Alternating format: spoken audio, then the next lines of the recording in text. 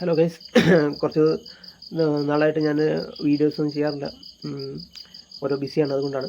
അപ്പോൾ ഞാൻ വളരെ റെയറായിട്ടാണ് സിനിമകൾ കാണാൻ പോകാറ്.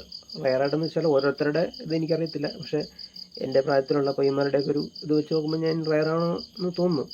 എന്നാലും ചില വളരെയധികം എക്സെപ്റ്റേഷൻസ് ഉള്ള ചില സിനിമകളാണ് ഞാൻ വെയിറ്റ് ചെയ്തിരുന്ന് കാണാനുള്ളത്. അപ്പോൾ അങ്ങനെ ഒരു ലേറ്റസ്റ്റ് ആയിട്ട് കണ്ട ഒരു പടമാണ് ARM, ടൊവിനോ തോമസിൻ്റെ മൂന്ന് ക്യാരക്ടറുകൾ വരുന്ന ഒരു പടമാണ്. പിന്നെ അപ്പം ഞാനധികം കൂടുതൽ അതിനെക്കുറിച്ച് ബാക്ക്ഗ്രൗണ്ട് എന്താണ് സ്റ്റോറി എന്നൊന്നും അറിയാൻ ശ്രമിച്ചിട്ടില്ല. ട്രെയിലർ കണ്ടു, അടിപൊളിയായിരുന്നു.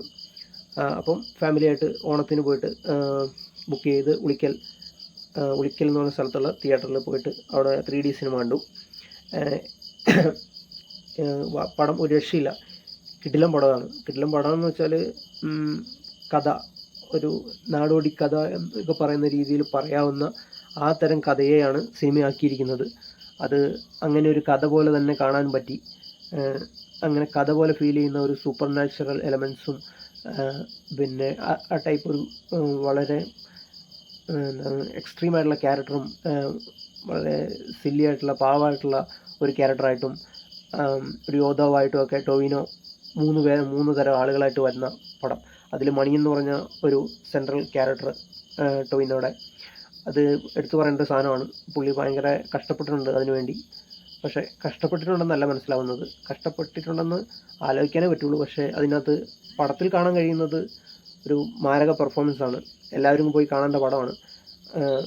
ട്വിസ്റ്റുണ്ട്, ഫൈറ്റ്, ഒരു രക്ഷയില്ലാത്ത കിടിലം ഫൈറ്റുകളുണ്ട്.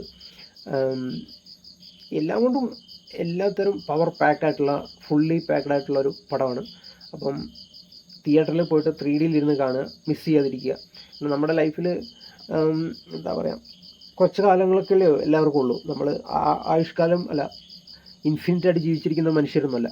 അപ്പോൾ അതുകൊണ്ട് തന്നെ നമ്മൾ ജീവിച്ചിരിക്കുന്ന കാലത്ത് നമ്മളുടെ കാലഘട്ടത്തിൽ ഇറങ്ങിയിരിക്കുന്ന ഇത്തരം ഒരു ടൈമിൽ ഇറങ്ങുന്ന ഒരു പവർഫുള്ളായിട്ടുള്ള വ്യത്യസ്തരമായിട്ടുള്ള എക്സ്പീരിയൻസൊക്കെ നമ്മൾ എക്സ്പീരിയൻസ് ചെയ്ത് അത് ആസ്വദിച്ച് മുന്നോട്ട് പോകണം. കാരണം അവർ ടൈം ഈസ് ലിമിറ്റഡ്.